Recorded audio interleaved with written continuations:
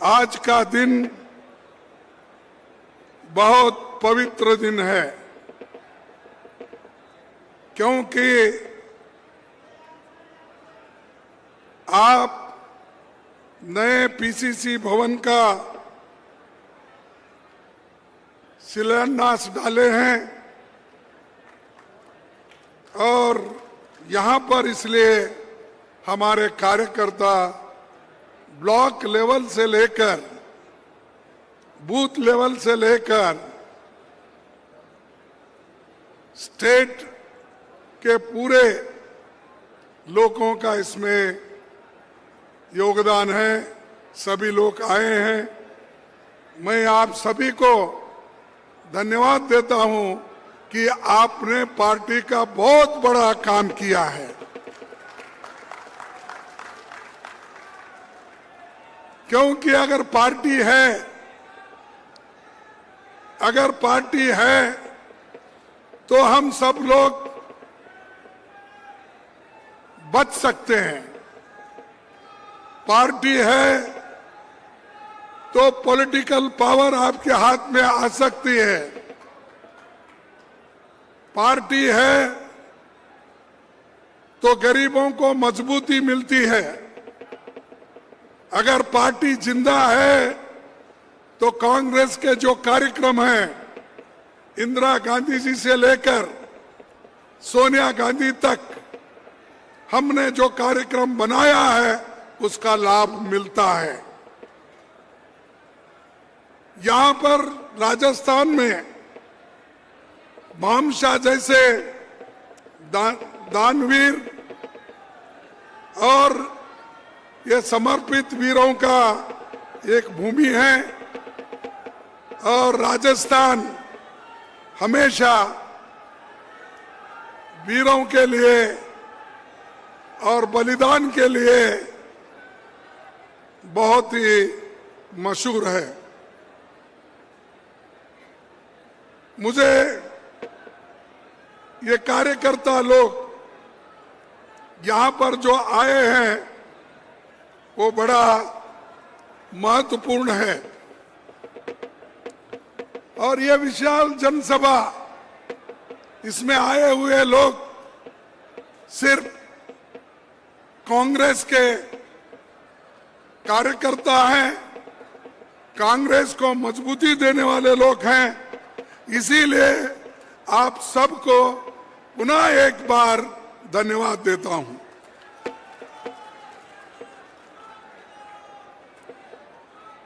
उन्नीस सौ 48 में यहां एक नया इतिहास रचा गया। 26 जून 1948 को राजपूताना कांग्रेस कमेटी बनी। पहली देसी रियासतों में राजा महाराजा कांग्रेस संगठन बनने नहीं देते थे। 48 में भारत के रियासती हिस्सों में कांग्रेस का पहला अधिवेशन जयपुर में हुआ। कांग्रेस का पहला अधिवेशन जयपुर में हुआ। यह ऐतिहासिक अधिवेशन था। बहुशः वैसा अधिवेशन फिर कभी नहीं होगा। राजस्थान के लोग उस पहले अधिवेशन को दिल खोलकर मदद करे और सहयोग दिए और वो हमारा भव्य अधिवेशन सारे हिंदुस्तान में उसकी चर्चा हुई।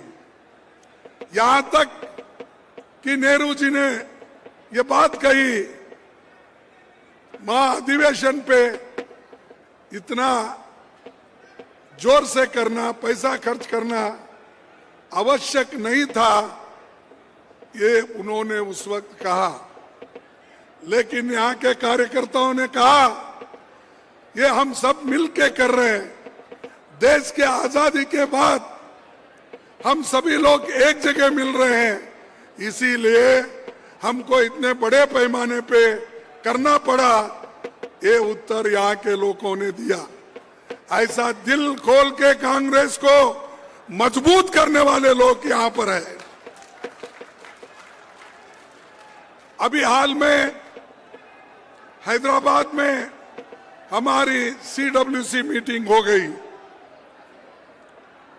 एक वहां पर हम काफी अहम फैसले ले और वो फैसले एक के बाद एक हम लाने वाले हैं।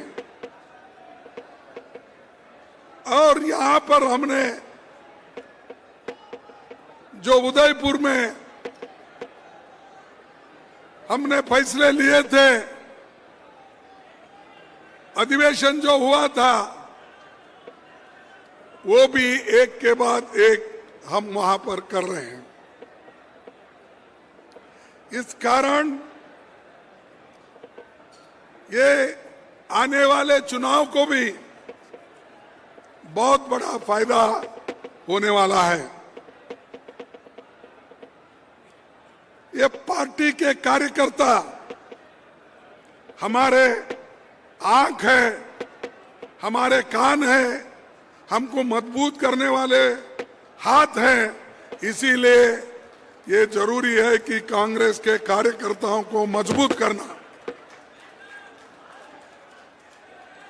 और आप का जिम्मा है वोटरों को साथ लगातार संपर्क रखना, उनके सवालों का जवाब देना,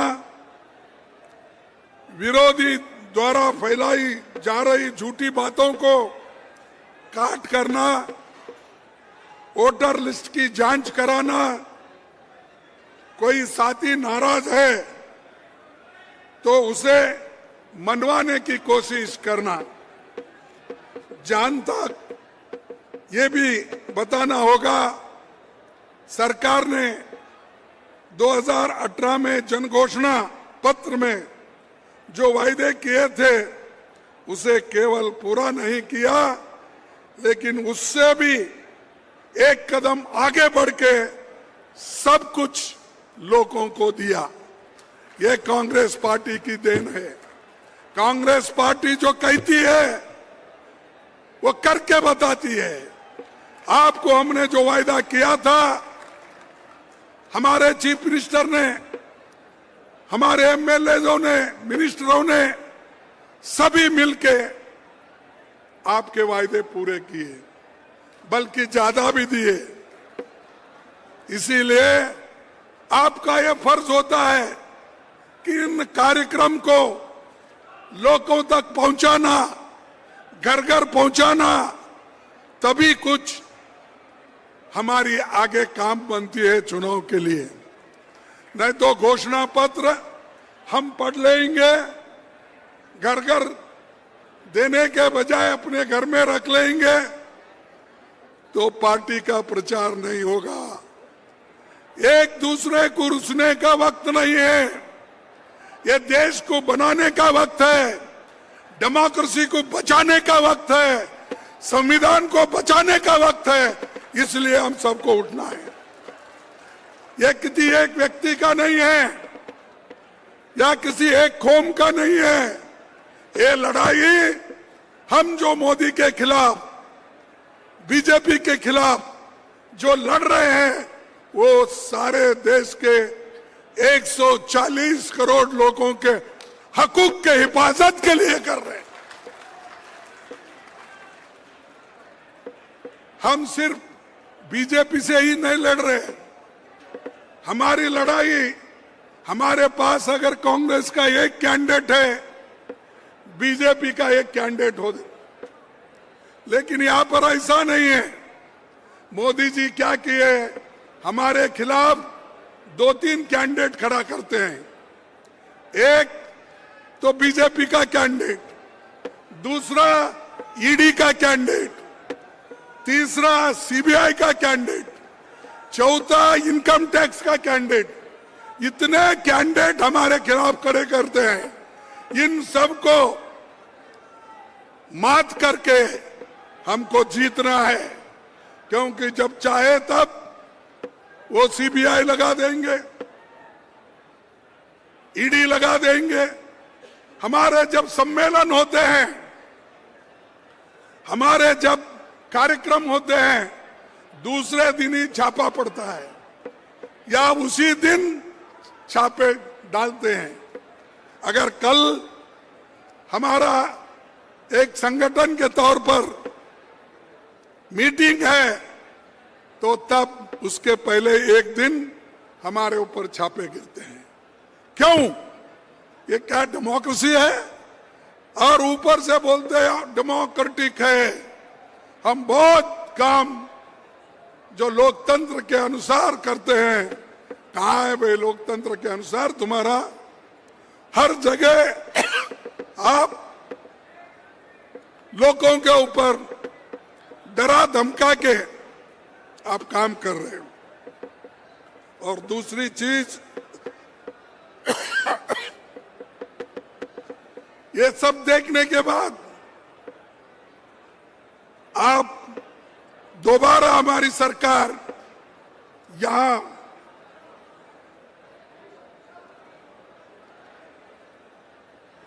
दोबारा हमारी सरकार राजस्थान में लाएंगे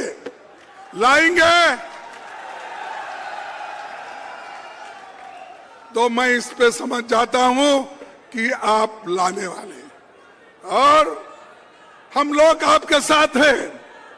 क्यों है? कि आप लोगों का काम कर रहे हो, इसलिए हम आपके साथ हैं। और जब तक सब हम मिलके डिसिप्लिन के साथ हमको काम करना है और एकजुट अगर नहीं रहते, हम बड़े मुश्किल में हम जाते हैं। इसीलिए मैं एक बात कहूंगा, किसी शायर ने ये कहा है, एक पल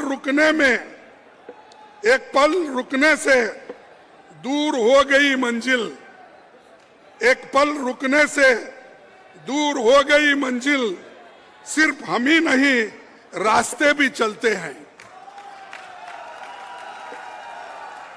तुम रुक जाओ तो वहीं खड़े हो जाएंगे, अगर चलते रहेंगे तो रास्ते भी चलते रहेंगे। तो इसीलिए दोस्तों, मेरा कहना है, छोटी मोटी बातें भूल जाओ।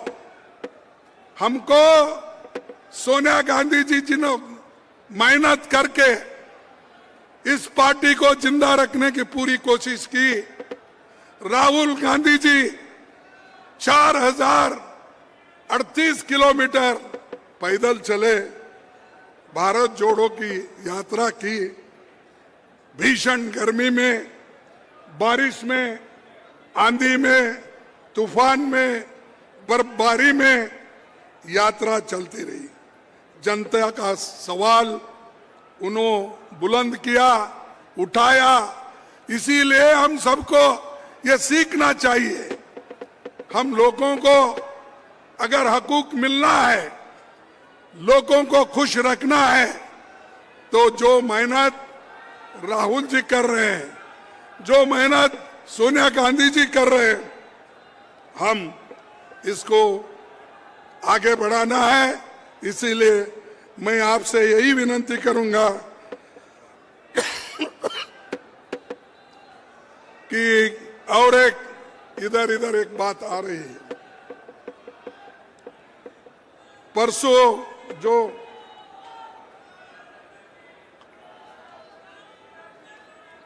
परसों हमारा एक स्पेशल सेशन हुआ जो मोदी जी ने बुलाया था।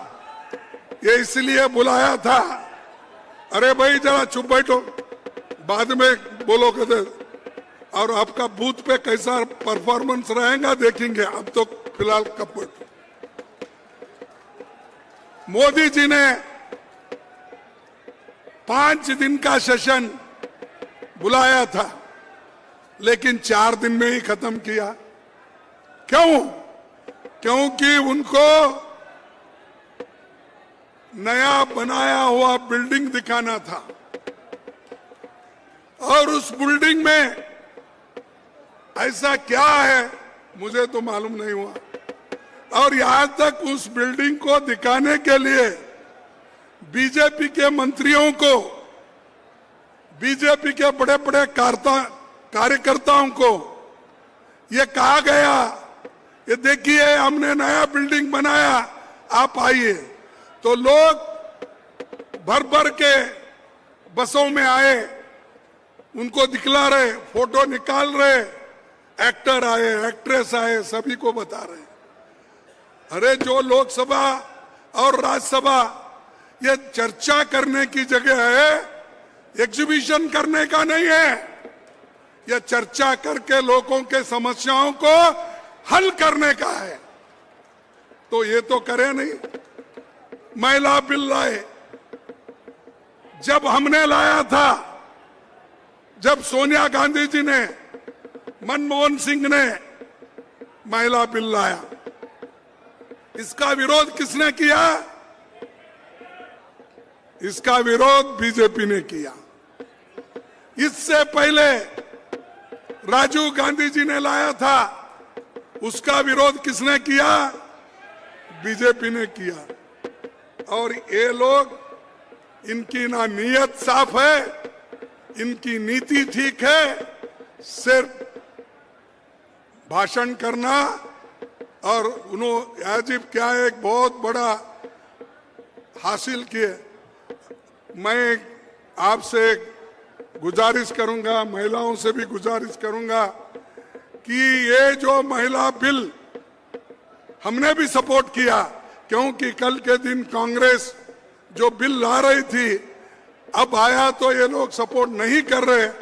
ऐसा नहीं होना, इसीलिए हम सब मिलके उसको सपोर्ट किए, पास हुआ। अब कब आएगा वो, कब इंप्लीमेंट होगा? 2030 में, 2029 का जनगणना भी देखेंगे, उसके बाद डिलिमिटेशन देखेंगे, उसके बाद ये बिल इंप्लीमेंट। तब तक 10 साल की बात वो कर रहे हैं। 10 साल में ना मोदी रहेंगे ना बाकी के लोग रहेंगे। अरे आज उसीलिए राहुल गांधी जी बोले, सोनिया जी बोले, मैं बोला कि पार्लियामेंट में उसको अब भी लागू करो, क्योंकि इसमें कोई बहुत बड़ा कानूनी पेचीदा नहीं है। तो सीधा सीधा जितने लोग हैं पार्लियामेंट में और राज्यसभा में, उसको 1/3 कर उसमें से निकालो और दे दो, तो वो लागू 2024 को ही होता है। तो उन्होंने नहीं किया, उन्होंने चुप टालते गए, दिखाना। तो हाथी के दांत होते ना, दिखाने के एक और खाने के एक। वैसा मोदी जी का हो गया। मैंने लाया और क्या जश्न मना रहे उसका। औरतें आ रहे, कोई फूल डाल रहे उसके ऊपर, आ रहे, कोई पैर पड़ रहे, इन्हों भी पैर पड़ रहे किसके। यानी जो चीज हम 30 साल पहले 89 में किए थे और उन्हीं के वजह से रुक गया था, और वही लोग आज हीरो बन के फिर रहे हैं। तो लोग होशियार है, शाणे हैं, ये कभी उनके झांसे में नहीं आएंगे। और जो कुछ किए हैं ये हमने किया है। आपको वोटिंग का अधिकार भी कांग्रेस ने दिया है। पंडित जवाहरलाल नेहरू, डॉक्टर अंबेडकर, संविधान में जो इस देश का एक मामूली से मामूली कर्मचारी, किसान, लेबर, अमीर से अमीर आदमी, खेती करने वाला, दुकानदार, सबको अगर हक किससे मिला तो वो कांग्रेस के वजह से मिला। पहले कहा था, पहले तो यह था जो टैक्स देते थे उनको वोटिंग का अधिकार, जिस इनकम टैक्स देने वाले को, प्रॉपर्टी जिसके पास है उसको, ये लोगों को था।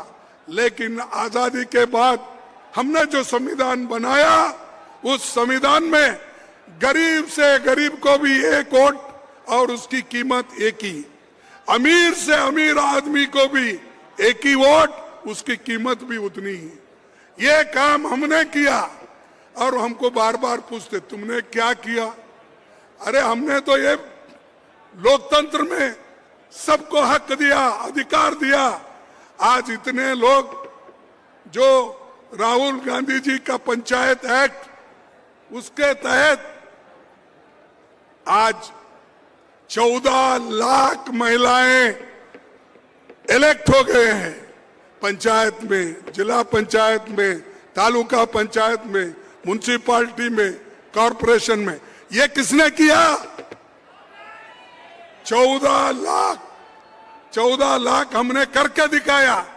और आज हमारे बहनें, माताएं, भाई सब रोटेशन के तहत को अध्यक्ष बन रहे, हर कम्युनिटी के लोग हैं। अरे ये तो बीजेपी कभी भी नजदीक नहीं आने देती। यहां तक कि जो प्रेसिडेंट, राष्ट्रपति है, हमारे राष्ट्रपति द्रौपदी मुर्मू जी को वो नए बिल्डिंग इनॉग्रेशन में इनविटेशन भी नहीं दिया।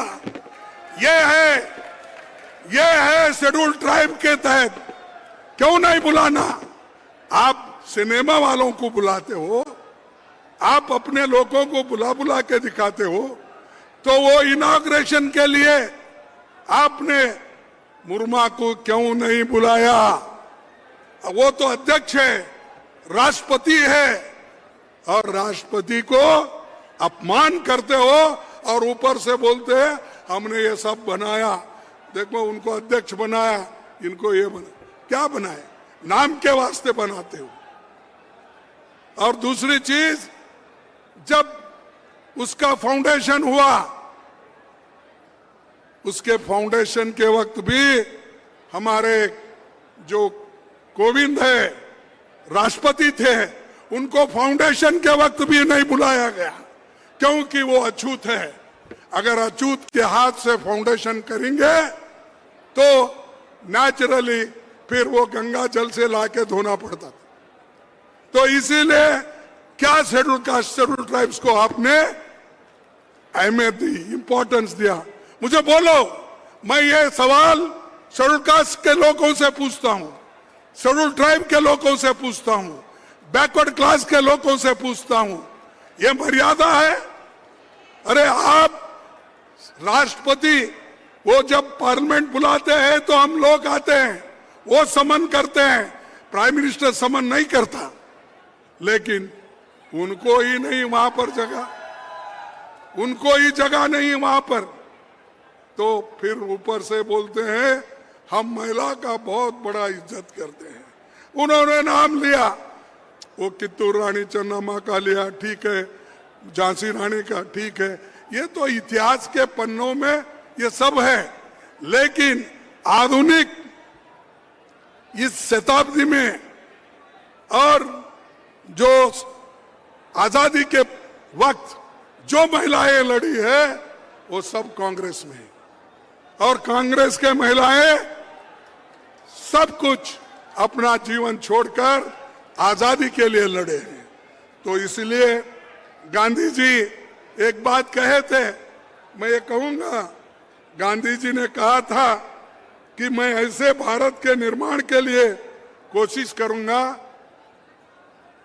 मैं ऐसे भारत के निर्माण के लिए कोशिश करूंगा जिसमें गरीब से गरीब आदमी भी महसूस करेंगे कि ये देश उनका है, इसमें उनकी आवाज का महत्व होगा, जहां ऊंच नीच का भेद नहीं होगा, तथा स्त्री को भी वही अधिकार मिलेगा जो पुरुषों को प्राप्त होगा। ये महात्मा गांधी जी ने बोला। क्या कभी गोलवलकर गुरुजी ने ये बोला है? क्या बीजेपी के लोग इससे पहले बोले हैं? जनसंघ के लोग बोले हैं? ये बात को समानता को माने हैं? पिछले कितने भी उनके भाषण निकाल के दो, उसमें महिलाओं के लिए कुछ नहीं है।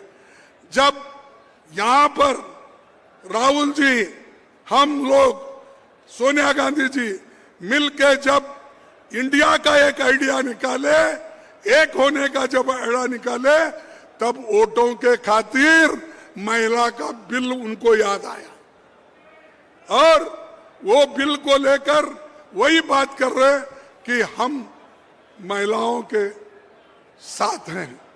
तो भाइयों, ये ऐसे बातों में मत आओ, ये झूठे हैं और हमेशा झूठ बोलते ही जाते हैं। आपको तो मालूम है सब जुमले, तो मैं अपने भाषण में राज्यसभा में भी कहा कि भाई ये एक जुमला तो नहीं है, क्योंकि 10 साल बाद ये इंप्लीमेंट होने वाला है। अब तब तक तो ये जुमला बनेगा क्या है? तो इनके जुमले बहुत है। 2 करोड़ नौकरियां मैं सबको दूंगा, मिले क्या आपको? 15-15 लाख रुपए उन्होंने देने का वायदा किया था, वो मिले आपको? देखो, एक प्राइम मिनिस्टर इतना झूठ बोलता है तो आप ही सोचिए, कोई भी चीज सिर्फ इलेक्शन के एक स्टंट बनाकर वो करते हैं। तो इसीलिए मैं आपसे विनती करूंगा कि जो महात्मा गांधी जी का सपना था और सभी स्त्री पुरुष को, गरीब को एक जगह रख के काम करने का, तो ये हमको बीड़ा उठाना है। और सभी ओबीसी के महिलाओं को जब तक ये आरक्षण नहीं मिलेगा, हम उनके लिए लड़ते रहेंगे और ओबीसी को जरूर इसमें मिलना चाहिए। 73-74 संशोधन हमने किया, करके जो महिलाओं को देना था सभी को दिया, लेकिन ये लोग वो देना नहीं चाहते, क्योंकि ये रोकना चाहते हैं। चलो 10 साल में क्या होगा देखेंगे।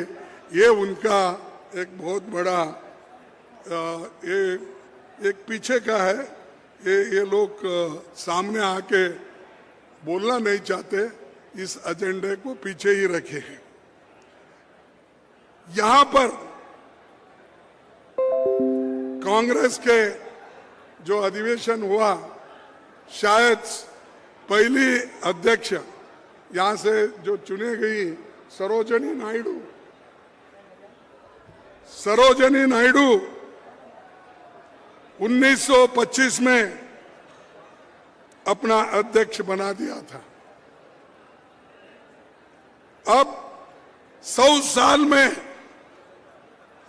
आरएसएस हो, बीजेपी हो, कोई महिला उनके पार्टी की अध्यक्ष बनी है क्या? आरएसएस की महिला कोई ऊंचे पद पे गई क्या? तो आपके पास अपने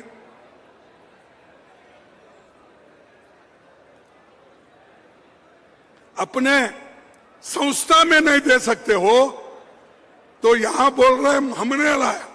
अरे हम लाए तो आप उसको आगे इसलिए बढ़ाने की कोशिश कर रहे हो कि चुनाव नजदीक आ रहा है, और वो भी 10 साल के बाद आपके वायदे हैं। हमारा वायदा यही है, 2024 में हमारी गवर्नमेंट आएगी तो हम पहला काम करेंगे और अमेंडमेंट करके दिखाएंगे। तो इसलिए भाइयों, आप सब मिलके काम करो।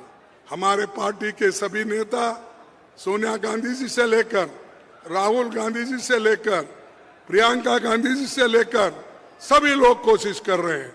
यहाँ पर मैं समझता हूँ 10 दिसंबर को आए थे, शायद सितंबर को 10th को आए थे अपने प्रियंका गांधी जी। हर जगह वो जा रहे हैं, कहाँ कहाँ बुलाते। आज राहुल जी भी विद्यार्थियों के पास गए थे और रेलवे कुलियों के पास भी जाकर उनके मुश्किलात को उन्होंने पूछा। क्या कोई ऐसा नेता कोई करता है? अरे अपने कपड़े खराब होते बोलकर कोई नजदीक नहीं जाता। तो वहां कुलियों के पास रेलवे में बैठ के राहुल गांधी जी ने बताया उनका क्या कष्ट है उसको ठीक करने के लिए।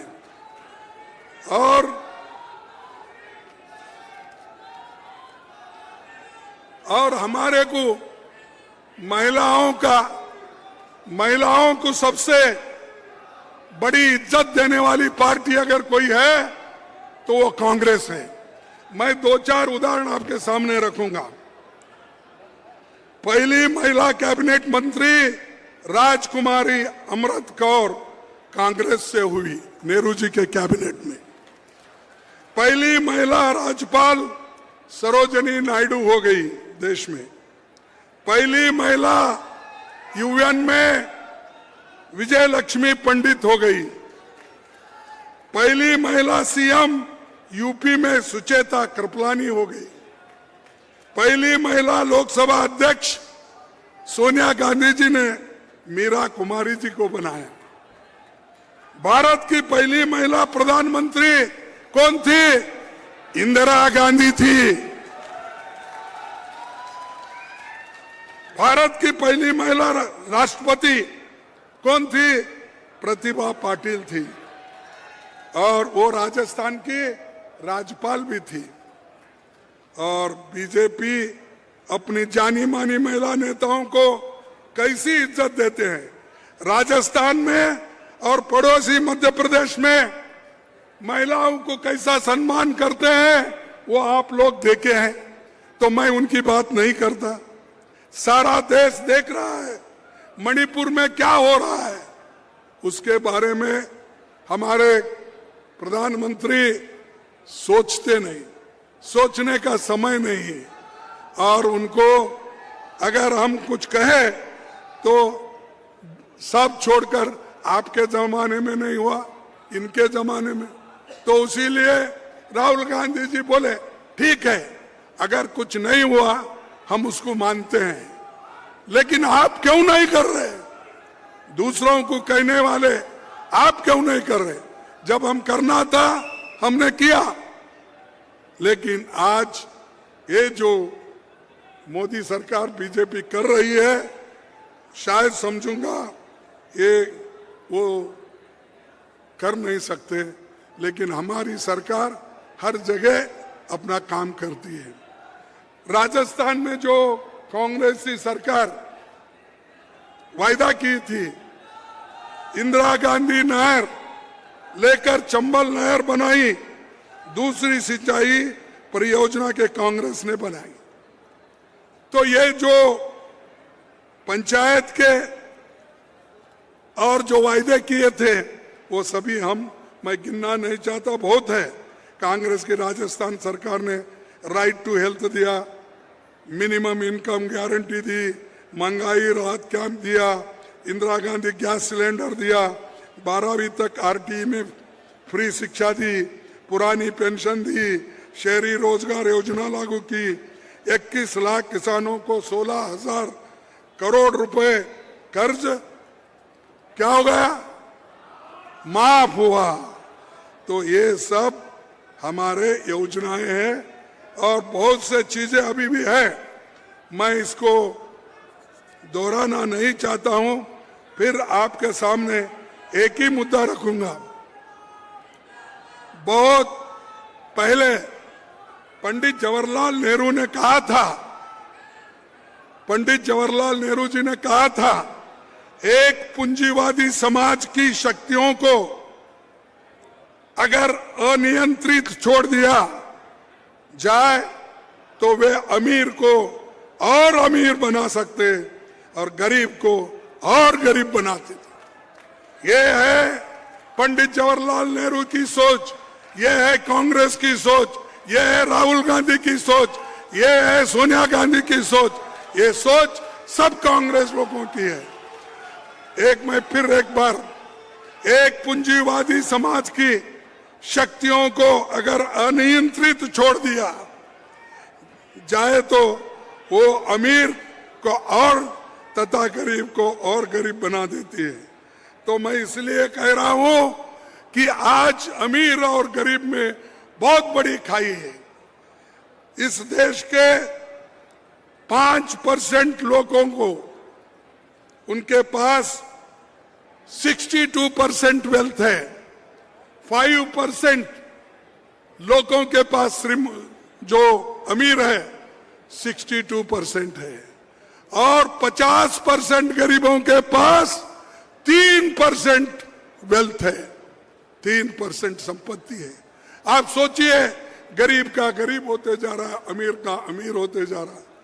एक आदमी जिसके पास 10-20 हजार करोड़ रुपए थे, आज लाखों रुपए का मालिक हो गया, और दुनिया का नंबर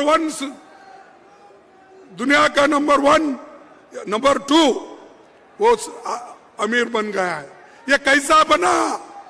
जैसा कि राहुल जी ने बोला, चंद पूंजीपति लोगों को मोदी सरकार ने पाला है, उनको सब कुछ दिया है, और सब कुछ सरकार का लेके पब्लिक सेक्टर्स दौड़ी के काम पे वो चले गए, दमड़ी के काम पे बेचे गए।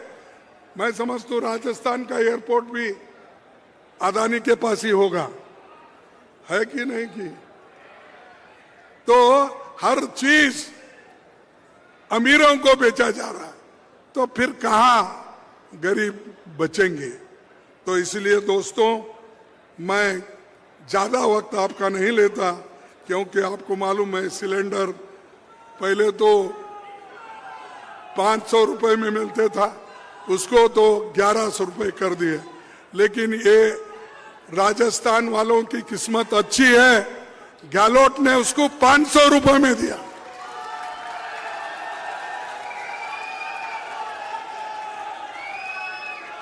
और मुद्दों से अनएम्प्लॉयमेंट है, उसके बारे में मोदी कभी नहीं सोचते। इन्फ्लेशन है, मोदी कभी नहीं उसके बारे में सोचते। महंगाई के बारे में नहीं सोचते। अरे टमाटो, प्याज, दाल, तेल सब महंगे हो रहे हैं, उसके तरफ उनका ध्यान नहीं।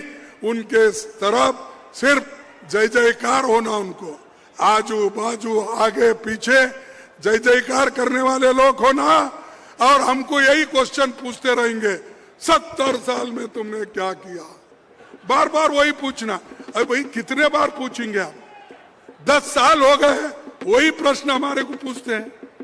हम बार बार बोलते हैं, अरे भाई हम 70 साल में, या हमारी जो गवर्नमेंट का है 65 साल में हमने क्या किया, उसका हिसाब मेरे पास है। मैं अगर ये देने लगूं तो आपको भी वक्त नहीं लगेगा, मेरे पास है। हमने क्या क्या किया। नेहरू जी ने, इंदिरा गांधी ने चंबल घाटी प्रयोजन, Mewar university, AIIMS Jodhpur, IIT Jodhpur, IIM, ये पढ़ने लगा इतना। 10-20 मेरे पास ऐसे हैं, इसको छोड़ के तो बाकी क्या आपके पास ही है। तो दोस्तों, हम करके दिखाते हैं। करके दिखाने के बाद हम ये कहते हैं कि आप लोग इधर काम कीजिए, और बाकी सभी को मैं यही कहूंगा कि 1 मिनट में मैं अपना भाषण खत्म करूंगा। जो पब्लिक सेक्टर में आपको बहुत बड़ी जिम्मेदारी है, गरीबों को, लोअर मिडिल क्लास को, दलितों को और शेड्यूल ट्राइब्स को। क्यों? कि आप अगर